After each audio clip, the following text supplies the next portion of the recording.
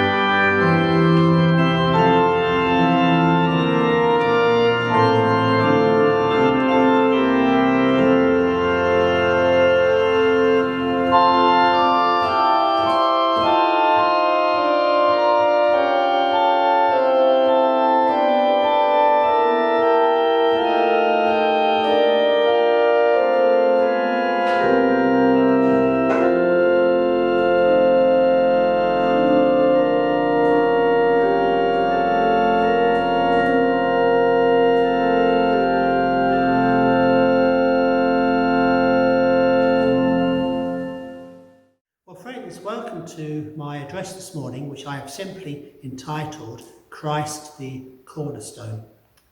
Well, this Sunday should have been our Harvest Festival. Circumstances, of course, have made this impossible. But at least we have been able to gather together a modest contribution from this morning's service to be taken to the local food bank. And that is a good way to mark the season. At Harvest, we give thanks to God. We take a moment to remember the blessings that we have all been given in terms of the beauty of the natural world, of the food on our table, and of the labour that has put it there. In these times of food banks and food deliveries to those socially isolating, then that is surely more important than ever. We also remember our responsibility to others, that as we treat others, so do we treat Christ himself. Of course, that's supported in Scripture by Matthew 25:40. That just as the Old Testament reminds us that provision should be made for the disadvantaged and the excluded, so too should we do the same. Just as God's grace is there for all of us, so too is God's bounty. We need, friends, also to remember at harvest time that there is also a spiritual dimension to this. There is a spiritual harvest too. That as workers are sent into the fields, even today with the world's ever-changing technology, physical labour remains still a big part of farming. So too are we sent to labour, but in our case to build the kingdom of God, at least as best we can. And this spiritual harvest is as important as is the requirement to share God's bounty to meet our physical needs. We all have a part to play in building the kingdom. Salvation and sharing should not be counterposed. Churches, both conservative and liberal, often make this mistake when they seek to limit the Christian faith to either one aspect or the other. I want to be as clear as I can be. Commitment to Christ is the necessary precondition for reordering the world, putting Christ first, loving God with all that we are, and seeing all of humanity as our sisters and our brothers. Treating others as we would treat Christ. That is the necessary starting point. But equally, solidarity without Christian morality is an empty shell. We need only to think of past totalitarian regimes and their attempts to share with everyone without those important ethical underpinnings. Unless what we do is Christ-centred, then I would contend that our efforts collapse quickly into moral relativism, or even worse, worship of party or state. God, through Christ, calls on us to change ourselves and the world. Moral reformation and social justice, you see, go hand in hand. Our first reading this morning was Psalm 19. The heavens proclaim the glory of God, the skies display his craftsmanship. Day after day they continue to speak, night after night they make him known. Well, friends, we are blessed. Let's take a moment to think about that. We are blessed. We have been gifted by God, by the divine, a beautiful planet, a beautiful creation, miraculous in its conception, breathtaking in its diversity, in its colour and splendour. The psalmist, David, I think, had some sense of this when he's moved to write that God has made a home in the heavens for the sun. It bursts forth like a radiant bridegroom after his wedding. It rejoices like a great eager athlete, ready to run the race. I wonder, how should we respond to this bounty? Seems to me the answer is by living and by abiding in God's word, loving God with all that we are, caring for each other. It's worth remembering, that Leviticus in the Old Testament also declares that we should love our neighbour. Now there's a verse from Leviticus we don't hear too often, Leviticus 19:18, that we should love our neighbour. No wonder then that David proclaims, "The instructions of the Lord are perfect, reviving the soul. The decrees of the Lord are trustworthy, making wise the simple. The commandments of the Lord are right, bringing joy to the heart. The commands of the Lord are clear, giving insight for living. Reverence for the Lord is pure, lasting forever. The laws of the Lord are true, each one is fair." And that means that we, you, I, all of us, have to change, have to seek to become, by God's grace, our better selves. All of us. Not just once in a single moment of what sometimes is called conversion, but rather instead through a process of turning and returning, continually turning and returning to God, a lifelong endeavour after the Christian life. I think David in the psalm understood that this really was a lifelong endeavour when he wrote, "How can I know all the sins lurking in my heart? Cleanse me from these hidden faults. Keep your servant from deliberate sins." I've said before, I've always found the figure of David a very intriguing historical figure, and I find his honesty powerful, relevant even for today. Worth remembering that when we think of the spiritual harvest that we are called upon to add our weight to, that we, you, I, all of us, are both the harvester and the crop. And that brings me, just briefly, to our Gospel reading from Matthew 21:33-42. Words of Jesus Christ. Jesus said, "Now listen to another story. A certain landowner planted a vineyard, built a wall around it, dug a pit for pressing out the grape juice, and built a lookout tower. Then he leased the vineyard to tenant farmers and moved to another country. At the time of the grape harvest, he sent his servants to collect his share of the crop, but the farmers grabbed his servants, beat one, killed one, stoned another. So the landowner sent a larger group of his servants to collect for him, but the results were the same." Now Jesus makes a powerful point. We have already been told how to live. We have already been told how to love.